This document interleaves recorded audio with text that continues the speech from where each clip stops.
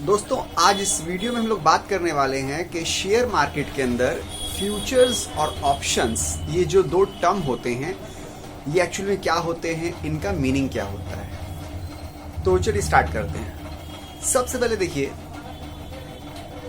Futures या options ये सब एक्चुअली में डेरिवेटिव्स हैं। डेरिवेटिव्स क्या होता है ये समझ लीजिए। डेरिवेटिव्स उस चीज को कहते हैं जिसकी वैल्यू किसी दूसरी अंडरलाइंग एसेट के ऊपर डिपेंड करती हो। यहाँ पे हम लोग शेयर की बात कर रहे हैं, तो शेयर वाले केस में डेरिवेटिव्स क्या है, फ्यूचर्स हो या ऑप्शंस हो या दूसरे डेरिवेटिव्स हो, वो उनकी अपनी वैल्यू जो है वो डिपेंड करती है किसी दूसरी चीज के ऊपर, यानी कि शेयर के ऊपर। ठीक है, तो फ्यूचर की कोई वैल्यू नहीं होती है, ऑप्शन की कोई वैल्यू नहीं होती, उसकी वैल्यू होती है शेयर के ऊपर डिपेंड करती है। शेयर की जो वैल्यू है वही वैल्यू फ्यूचर की होती है, ऑप्शन की होती है। शेयर की वैल्यू बढ़ेगी तो फ्यूचर्स, ऑप्शंस और दूसरे डेरिवेटिव्स की भी वैल्यू बढ़ेगी, और अगर शेयर की वैल्यू घटती है तो डेरिवेटिव्स की भी वैल्यू घट जाती है। डेरिवेटिव्स का मतलब यही होता है, ये एक फाइनेंस का टर्म, इसका मतलब यही होता है कि कोई ऐसा फाइनेंशियल इंस्ट्रूमेंट जिसकी वैल्यू डिपेंड करे किसी दूसरे अंडरलाइंग एसेट के ऊपर। तो यहाँ पे अंडरलाइंग एसेट का मतलब है शेयर, और यहाँ पे फाइनेंशियल इंस्ट्रूमेंट का मतलब है जो डेरिवेटिव्स है, यानी कि फ्यूचर्स या ऑप्शंस या दूसरे डेरिवेटिव्स।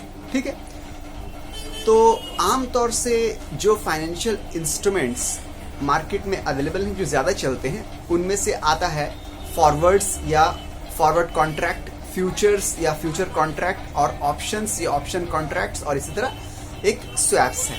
ये चार प्राइमरीली बेसिक डेरिवेटिव्स हैं जो मार्केट में ज़्यादा चलते हैं, मगर इनमें से दो ऐसे डेरिवेटिव्स हैं जिसको आप शेयर के फॉर्म में आप उनका ट्रेड कर सकते हैं। शेयर मार्केट में जो बेचे और खरीदे जाते हैं वो एक फ्यूचर है और दूसरा ऑप्शंस है। पहला वाला यानी कि फॉरवर्ड्स और आखिर वाला यानी कि स्वैप्स, ये आमतौर से ऑफलाइन या फिजिकल वर्ल्ड में ज़्यादा चलते हैं। ठीक है, हालांकि हैं ये सभी डेरिवेटिव्स।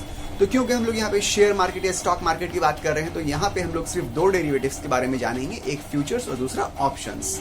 ठीक है, मगर फ्यूचर्स और ऑप्शंस को जानने के लिए जो पहला डेरिवेटिव्स, फर्स्ट डेरिवेटिव्स है यानी कि फॉरवर्ड, वो जानना भी जरूरी है कि वो कैसे काम करता है। ठीक है, तो अब देखते हैं फॉरवर्ड जो एक्चुअली में ये क्या है। फॉरवर्ड एक तरह का फाइनेंशियल इंस्ट्रूमेंट्स है या डेरिवेटिव है, ठीक है, जिसको फॉरवर्ड कह सकते हैं या फॉरवर्ड कॉन्ट्रैक्ट कह सकते हैं। इसमें होता क्या है, इसमें ये होता है कि प्रेजेंट डेट में, आज के डेट में मान लीजिए किसी बायर और किसी सेलर के दरमियान एक अग्रीमेंट बना, ठीक है, या आप एक कॉन्ट्रैक्ट बना कह सकते हैं कि फ्यूचर टाइम में, आज से 1 महीने बाद, 2 महीने बाद या कुछ भी टाइम में, फ्यूचर टाइम में या फॉरवर्ड टाइम में, क्योंकि फॉरवर्ड कॉन्ट्रैक्ट है तो फॉरवर्ड टाइम में, आने वाले वक्त में सेलर ने बोला कि हम आपको ये चीज या ये स्टॉक, ये शेयर, क्योंकि हम लोग यहाँ पे शेयर मार्केट या स्टॉक मार्केट की बात कर रहे हैं तो एग्जांपल हम लोग शेयर मार्केट से ही देते हैं। ये शेयर्स मान लीजिए आज इसकी वैल्यू मार्केट में कुछ भी है, हम आपको 2 महीने, 1 महीने या 2 महीने बाद इस शेयर को इस प्राइस में देंगे। ये सेलर ने बोला और बायर ने इसमें अग्री किया, और इनके बीच एक कॉन्ट्रैक्ट या एक अग्रीमेंट बन गया। तो आज मान लीजिए उस शेयर की वैल्यू कुछ भी, उससे मतलब नहीं ना, जो डिसाइड हुआ है, जो प्री डिसाइडेड है प्राइस है, उसके ऊपर जो टाइम एक है, प्री डिटरमाइंड एक टाइम भी है कि 1 महीने बाद या 2 महीने बाद जिसकी एक्सपायरी भी होती है, उस डेट में, उस टाइम में हम आपको जो है ये इतने का देंगे। ये जो तरीका है, ये जो अग्रीमेंट का या कॉन्ट्रैक्ट का तरीका है, जिसमें हम लोग ने 1-2 महीने बाद कोई चीज को किस प्राइस में देंगे उसके ऊपर अग्रीमेंट आज कर लिया है, आज उसकी वैल्यू कुछ भी, उससे कोई मतलब नहीं ना, उसको बोलते हैं फ्यूचर्स या फॉरवर्ड्स या फॉरवर्ड कॉन्ट्रैक्ट। क्योंकि फॉरवर्ड मतलब होता है पहले, ये कॉन्ट्रैक्ट पहले कर लिया गया, इसलिए फॉरवर्ड या फॉरवर्ड कॉन्ट्रैक्ट। ठीक है, अब इसमें प्रॉब्लम ये आ सकती है कि मान लीजिए कि आज से 1 महीने, 2 महीने बाद ये भी हो सकता है कि जब प्राइस ऊपर चली गई उस स्टॉक की, उस शेयर की, तो मान लीजिए सेलर बोल रहा है कि हम नहीं बेचेंगे। ये भी हो सकता है प्राइस नीचे चले गई तो जो बायर है वो कह दे कि हम ये शेयर, ये स्टॉक नहीं खरीदेंगे। ये भी तो हो सकता है ना, क्योंकि बीच में कोई थर्ड पार्टी ऐसी नहीं है जो गारंटी ले रही हो कि हाँ आप लोग में से अगर कोई भी नहीं खरीदे उसकी जिम्मेदारी हम लेते हैं, या कोई नहीं बेचेगा उसकी जिम्मेदारी हम लेते हैं। तो यहाँ पे आता है फ्यूचर्स। फ्यूचर्स में होता क्या है कि एक थर्ड पार्टी इन्वॉल्व होती है जो कि आमतौर से स्टॉक एक्सचेंज होती है। स्टॉक एक्सचेंज जो है वो जिम्मेदारी लेती है कि मेरे अंडर में काम हो रहा है, जो सेलर है वो अपना माल देगा अग्रीमेंट के हिसाब से या कॉन्ट्रैक्ट के हिसाब से बिल्कुल बायर को, और बायर जो उसको खरीदना ही पड़ेगा, चाहे शेयर की प्राइस ऊपर जाए या नीचे जाए। जो अग्रीमेंट बना है, जो कॉन्ट्रैक्ट बना है, उसके ऊपर आप लोग दोनों को काम करना ही पड़ेगा। ये जिम्मेदारी स्टॉक एक्सचेंज लेती है। यहाँ पे थर्ड पार्टी इन्वॉल्व हो गई, इन्वॉल्वमेंट आ गई उसकी, स्टॉक एक्सचेंज की, वो जिम्मेदारी लेती है। तो इसको बोलते हैं फ्यूचर्स या फ्यूचर कॉन्ट्रैक्ट इसको बोलते हैं। ठीक है, तो फ्यूचर्स या फ्यूचर कॉन्ट्रैक्ट्स में क्या होता है, डायरेक्ट तो आप शेयर नहीं खरीदते हैं, आप अग्रीमेंट जो है उसके ऊपर बात हो रही है। अग्रीमेंट सेल कर रहे हैं कि आज जो डेट में जो साइन हुआ है वो अग्रीमेंट या कॉन्ट्रैक्ट के ऊपर साइन हुआ है कि ये अग्रीमेंट या कॉन्ट्रैक्ट आपके पास है। 2 महीने बाद इसके अगेंस्ट में या इसके बदले में आपको स्टॉक्स मिलेंगे, शेयर्स मिलेंगे। भले 2 महीने बाद शेयर की प्राइस ऊपर जाए या नीचे जाए, इसके बदले आपको इस प्राइस के, जिस प्राइस के ऊपर बात हुई है, मान लीजिए बात हुई है कि 100 रुपए का एक शेयर मिलेगा, तो 100 रुपए का एक शेयर आपको हम देंगे। आपके पास ये फ्यूचर अग्रीमेंट है, फ्यूचर कॉन्ट्रैक्ट है। इस फ्यूचर अग्रीमेंट, फ्यूचर कॉन्ट्रैक्ट या फ्यूचर्स के अगेंस्ट में, इसके बदले में 100 रुपए का एक हम आपको शेयर दे देंगे किसी भी कंपनी के, XYZ का, जिसके ऊपर बात हुई है उस कंपनी का। ठीक है, बात होती है कि इस कंपनी के शेयर्स हमको खरीदना है। ठीक है, तो इसमें एक्चुअली ये होता है, तो आपको रखना पड़ेगा वो अग्रीमेंट या कॉन्ट्रैक्ट या फ्यूचर्स रखना पड़ेगा 2 महीने तक। 2 महीने बाद उसकी जो वैल्यू हुई, चाहे शेयर्स ऊपर गए, अगर शेयर्स के प्राइस जो है ऊपर चले जाते हैं तो अल्टीमेटली क्योंकि ये फ्यूचर जो कॉन्ट्रैक्ट आपके पास है, इसके अगेंस्ट आपको शेयर मिलेगा तो इसकी वैल्यू भी बढ़ जाती है। अगर शेयर के प्राइस नीचे चले जाते हैं तो आपको क्योंकि इस अग्रीमेंट के बदले वो शेयर मिलेगा, तो आपको ये जो फ्यूचर्स है या फ्यूचर कॉन्ट्रैक्ट जो है, फ्यूचर अग्रीमेंट जो है, इसकी वैल्यू भी नीचे चली जाती है। इसीलिए इसको डेरिवेटिव्स बोलते हैं, क्योंकि इसकी अपनी कोई वैल्यू नहीं ना। शेयर के प्राइस उठे तो इसकी वैल्यू बढ़ गई, शेयर के प्राइस गिरे तो इसकी वैल्यू गिर गई। तो ये था फ्यूचर्स, जहां पे थर्ड पार्टी जो स्टॉक एक्सचेंज है इसकी इन्वॉल्वमेंट रहती है। ये गारंटी लेता है कि आप लोग ट्रेड कीजिए, जो भी अगर कुछ ऊंच नीच हुई तो उसकी जिम्मेदारी हम लेते हैं। ठीक है, अब देखिए ये हो गया। अब तीसरी चीज आती है, अच्छा फ्यूचर्स में ये है कि आप मान लीजिए कि 2 महीने बाद जैसे बता चुके हम कि आप अगर मान लीजिए बोलिएगा कि अब तो प्राइस नीचे चले गए हैं स्टॉक्स के, तो हम ये नहीं खरीदेंगे, तो आप ऐसा नहीं कर सकते। अगर आप नहीं खरीदिएगा तो स्टॉक एक्सचेंज जो है आपके ऊपर एक्शन लेगा, आपको खरीदना ही पड़ेगा। ठीक है, हाँ आप ये जरूर कर सकते हैं कि आप वो अग्रीमेंट को या कॉन्ट्रैक्ट को या फ्यूचर्स को ट्रेड कर दीजिए, मतलब किसी दूसरे सेलर को या बायर को उसको आप बेच दीजिए कि भाई ये लीजिए, ये कॉन्ट्रैक्ट है, फ्यूचर्स कॉन्ट्रैक्ट है, फ्यूचर्स एग्रीमेंट है या फ्यूचर्स है, इसको आप ले लीजिए। तो जब वो ले लेगा तो 2 महीने बाद जो टाइम उसमें मेंशन है, उस टाइम में स्टॉक या शेयर्स आपको नहीं खरीदना पड़ेंगे, वो खरीद लेगा, क्योंकि आपने वो अग्रीमेंट, वो कॉन्ट्रैक्ट उसको दे दिया है, उसको बेच दिया है। ठीक है, तो यहाँ पे अग्रीमेंट का भी जो है या फ्यूचर्स का या कॉन्ट्रैक्ट का भी ट्रेड आप कर सकते हैं। आप चाहे तो जब आप मान लीजिए कि 1 महीने बाद ही आपने देखा कि स्टॉक्स के प्राइस ऊपर चल गए हैं, तो स्टॉक्स के प्राइस ऊपर जाने की वजह से ये जो आपके पास फ्यूचर्स था इसकी वैल्यू भी बढ़ गई है। आपने इसको ज्यादा दाम में मार्केट में आपने इसको सेल कर दिया। आप जिस नए सेलर के पास ये अग्रीमेंट गया है, कॉन्ट्रैक्ट गया, फ्यूचर्स गया, फ्यूचर का, उसके पास ये चले गया। अब 2 महीने बाद या जो भी डेट मेंशन है उसमें, उस डेट में आप नहीं खरीदिएगा बल्कि शेयर्स को, स्टॉक्स को वो खरीद लेगा। ठीक है, तो आप इसमें इसको भी ट्रेड कर सकते हैं। अब तीसरी चीज यहाँ पे आती है, उसका नाम है ऑप्शंस। जिस तरह फ्यूचर्स डेरिवेटिव था, उस तरह ऑप्शंस जो है वो भी एक डेरिवेटिव्स है। ऑप्शन में क्या होता है, ऑप्शन में आपके पास ये ऑप्शन रहता है, जैसे फ्यूचर्स में क्या था, आपके पास ऑप्शन नहीं है, आपको 2 महीने बाद या 3 महीने बाद या जो भी डेट है उस डेट में आपको खरीदना ही पड़ेगा। मगर ऑप्शंस में आपके पास ऑप्शन रहता है कि आप खरीदिए या ना खरीदिए। ठीक है, तो ये जो आपको सहूलत मिली कि आप खरीदिए या ना खरीदिए, आपके ऊपर है। आपको ऑप्शन जो मिला, इसके अवज आपको एक अमाउंट देना पड़ता है, जिसको बोलते हैं प्रीमियम अमाउंट। ठीक है, या बुकिंग अमाउंट आप बोल सकते हैं। थोड़े से पैसे होते हैं, 10% या उससे भी कम होते हैं, वो आपको दे देना है। और आपको देने पर क्या हो रहा है, देने पर ये हो रहा है कि आपको एक तरह से ये मिल गई कि अब आप 2 महीने बाद उस स्टॉक को या शेयर को खरीदने के काबिल बन गए या ना खरीदने के काबिल बन गए।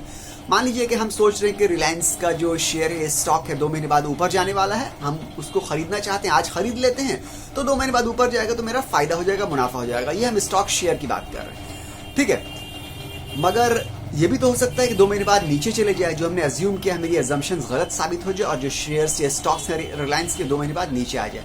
ठीक है, तो ऐसे आप क्या कर सकते हैं, उसके ऑप्शंस के को आप ऑप्ट कर सकते हैं, खरीद सकते हैं उसकी प्रीमियम देके। मान लीजिए 100 रुपये का अगर शेयर है तो आप ऑप्शन में सिर्फ 10% आपको देना है। 10% दे देने पर क्या हो रहा है कि 2 महीने बाद आप इस काबिल रहिएगा कि आप उसको खरीदिए, चाहे तो खरीद भी सकते हैं या चाहे तो आप ना भी खरीद सकते हैं। दोनों ऑप्शन आपके पास रहेंगे। अगर आपको लगे कि शेयर नीचे आ गया, गिर गया, तो आप नहीं खरीदिए, कोई प्रॉब्लम नहीं। अगर लगे आपको ऊपर चले गया तो आप खरीद लीजिए। आप दोनों ही काम कर सकते हैं, मगर इसके लिए बुकिंग कराना पड़ेगा आपको। आपकी प्लेस जिसको बोल सकते हैं, इसी को बोलते हैं ऑप्शन, जहाँ पे आपको थोड़े से प्रीमियम देना पड़ता है। ठीक है, और उसके बाद आप आज़ाद हैं, आप खरीदिए या ना खरीदिए। तो यही था फॉरवर्ड्स, उसके बाद फ्यूचर्स और उसके बाद ऑप्शंस। ठीक है, और आखिर वाला, लास्ट वाला जो हम लोग ने 4 हम लोग ने डेरिवेटिव्स की बात की थी, स्वैप्स। ये भी आमतौर से इसकी भी ट्रेड नहीं होती है शेयर मार्केट में। ये भी ओवर द काउंटर या फिजिकल तरीके पे इसकी ट्रेड होती है। तो यहाँ पे हम लोग क्योंकि शेयर मार्केट की बात कर रहे हैं तो हम लोग स्वैप्स के बारे में डिस्कस नहीं करेंगे। शेयर मार्केट में, स्टॉक एक्सचेंज में आमतौर से फ्यूचर्स और ऑप्शंस, ये 2 ही डेरिवेटिव्स की ट्रेड होती है। ठीक है, जिसको आप बाय और खरीद सकते हैं। जिस तरह के आप फ्यूचर्स के एग्रीमेंट को या फ्यूचर को आप ट्रेड कर सकते थे, आपने दूसरे को दे दिया, अब वो चाहे तो आपके बदले शेयर खरीद ले या अपने बदले खरीद ले, आपने उसको दे दिया, ट्रांसफर कर दिया, उसको आपने सेल कर दिया। उसी तरह ऑप्शंस को भी आप चाहे तो दूसरे को दे सकते हैं कि लीजिए, आज की डेट में हम इस काबिल है कि इस स्टॉक को हम खरीदे या ना खरीदे। उससे पहले आप चाहे तो उस ऑप्शंस को किसी दूसरे को बाई कर सकते हैं, उसको आप सेल कर सकते हैं, उसको आप ट्रेड कर सकते हैं कि लीजिए आप ले लीजिए। तो ये आप कर सकते हैं। अब प्रॉब्लम यहाँ पे एक ये है कि एक रिसर्च के हिसाब से पता चला है कि पूरी दुनिया में एक्चुअल स्टॉक्स या एक्चुअल शेयर्स जितने बेचे और खरीदे नहीं जाते हैं, उससे कई गुना ज्यादा फ्यूचर्स और ऑप्शंस की ट्रेड होती है स्टॉक एक्सचेंज में। ठीक है, इसकी वजह क्या है? इसकी वजह यह है कि चाहे आपको फ्यूचर्स के ऊपर ट्रेड करना हो या ऑप्शंस के ऊपर ट्रेड करना हो, सबसे पहली बात तो ये याद रखिए कि यहाँ पे आपको एक शेयर नहीं मिलता है, आपको शेयर्स के लॉट लेना पड़ते हैं, जिसमें हो सकता है कि 100 शेयर्स हो या 150 शेयर्स हो या 200 शेयर्स हो। उसकी एक बकेट या बंडल टाइप का बना हुआ होता है जो कि स्टॉक एक्सचेंज की तरफ से बनता है। तो आप मान लीजिए रिलायंस का अगर आपको शेयर खरीदना है तो आपको एक शेयर मिल जाएगा, मगर आपको अगर फ्यूचर्स खरीदना है तो आपको एक फ्यूचर्स के अंदर एक शेयर नहीं होता है। 100 शेयर हो सकते हैं, 150 शेयर हो सकते हैं, 200 शेयर हो सकते हैं। वो ऑलरेडी पहले से बना हुआ है, एक फिक्स्ड नंबर ऑफ शेयर्स उसके अंदर होते हैं। उसी तरह ऑप्शंस में भी फिक्स्ड नंबर ऑफ शेयर्स होते हैं, जिसकी वैल्यू आमतौर से 2 लाख 2.5 लाख के आसपास का पूरा बंडल का होता है। ठीक, उसके अंदर बहुत सारे शेयर्स होते हैं, फ्यूचर्स में भी और ऑप्शंस में भी। तो इतने सारे शेयर्स, मान लीजिए आपके पास पैसे कम हैं, आप एक शेयर तो खरीद सकते हैं, मगर मान लीजिए जब आपको फ्यूचर्स खरीदना है तो वहाँ पे 100 शेयर आ जा रहे हैं या 200 शेयर आ जा रहे हैं। तो इतने सारे शेयर्स खरीदने के लिए आपके पास बहुत सारे पैसे होना चाहिए। इस तरह ऑप्शन में भी वही है। मान लीजिए कि ऑप्शन में आप तो एक शेयर नहीं खरीद सकते हैं, ऑप्शन में भी बंडल के फॉर्म में ही मिलता है। तो आपको वहाँ पे अगर 100 शेयर का एक बंडल हुआ ऑप्शन का, तो आपको एक ऑप्शन खरीदना है, यानी कि 100 शेयर खरीदना है, उसका बंडल है। तो इतने सारे पैसे हो सकता है आपके पास ना हो, तो क्या होता है, जो कि 2.5-3 लाख के आसपास का हो सकता है या उससे ज्यादा भी हो सकता है। ठीक है, तो ब्रोकर्स जो हैं उन्हीं ने लीवरेज देना शुरू कर दिया, और ये लीवरेज देने की वजह से ये फ्यूचर्स और ऑप्शंस की पॉपुलैरिटी बहुत ज्यादा बढ़ गई। मान लीजिए लीवरेज क्या होता है कि आपको अभी 10% दे दीजिए या 15%, 20%, अलग अलग फ्यूचर्स, अलग अलग ऑप्शंस के अलग अलग लीवरेज होते हैं। मान लीजिए 10%, आप अभी 10% दे दीजिए और ये फ्यूचर्स आप रख लीजिए। 2 महीने बाद आपको बाकी पैसे देना है। चाहे अगर मान लीजिए फ्यूचर्स के प्राइस या स्टॉक्स के प्राइस या शेयर्स के प्राइस ऊपर गए, आपको फायदा हुआ तो भी देना है। इसी तरह अगर नीचे आ गए, आपको लॉस हो गया, फिर भी आपको जो बचे हुए पैसे हैं वो देना है। अभी आप 10% दे के आप चाहे तो पूरा ये जो फ्यूचर्स का बंडल जो है, स्टॉक्स का बंडल फ्यूचर का आप ले सकते हैं, या ऑप्शन का बंडल आप ले सकते हैं। तो यही एक वजह है, कम पैसे देके ज्यादा शेयर्स आपको मिल जा रहे हैं फ्यूचर्स के फॉर्म में, ऑप्शंस के फॉर्म में, जिससे आप ट्रेड कर रहे हैं। अगर आपका ट्रेड सही हो जा रहा है तो आपको बहुत प्रॉफिट होने की चांसेस है। यही वजह है कि दुनिया में आज फ्यूचर्स और ऑप्शंस पे लोग बहुत ज्यादा ट्रेडिंग कर रहे हैं, मगर जितने प्रॉफिटेबिलिटी की चांसेस यहाँ बहुत ज्यादा है, उतने ही लॉसेस की चांसेस भी बहुत ज्यादा है, क्योंकि आपके पास तो पैसे हैं नहीं, आपको मार्जिन मिल जा रहा है 10%, मगर वो पैसे 10% आप लेने के, मान लीजिए कि 1 लाख रुपए का फ्यूचर्स का बंडल अवेलेबल है, रिलायंस का या टाटा का या किसी का भी, या ऑप्शंस का 1 लाख रुपए का बंडल अवेलेबल है। आपके पास 10,000 रुपए हैं, उन लोग ने बोला कि 10% दीजिए आप और आप ये बंडल ले लीजिए, तो 10% आपने दे के बंडल ले लिया। बाद में प्राइस, आपको लगा कि प्राइस बढ़ेगा, अगर प्राइस बढ़ेगा तो आपका फायदा बहुत ज्यादा हो जाएगा, क्योंकि आपको कम पैसों में लीवरेज की वजह से मिल गया है, ठीक है। मगर प्राइस अगर गिरता है या घटता है तो आपको जबरदस्त नुकसान हो जाएगा, ठीक है। और क्योंकि आपके पास इतने पैसे ऑलरेडी नहीं थे कि आप उस शेयर को या स्टॉक को या फ्यूचर को या ऑप्शन को खरीद पाइए, तो ऐसी हालत में आप एक तरह से बैंकरप्ट भी बहुत सारे लोग हो जाते हैं। यही वजह है कि वो लीवरेज के जरिया, लीवरेज के पैसों से, या एक तरह से आप लोन कह सकते हैं लीवरेज को, कि लोन के पैसों से जो है ट्रेड करते हैं इस फ्यूचर्स में और ऑप्शंस में। तो ये बहुत ज़्यादा रिस्की है। बड़े बड़े ट्रेडर भी आमतौर से फ्यूचर्स और ऑप्शंस के ऊपर ट्रेड करने से घबराते हैं। वजह यह है कि आपको एक नज़र आता है कि मतलब आपको लगता है कि अगर मेरा ये ऊपर चले गया तो बहुत प्रॉफिट हो जाएगा, मगर ये भी तो सोचिए कि अगर नीचे आ गया तो उतना ही लॉस भी हो जाएगा।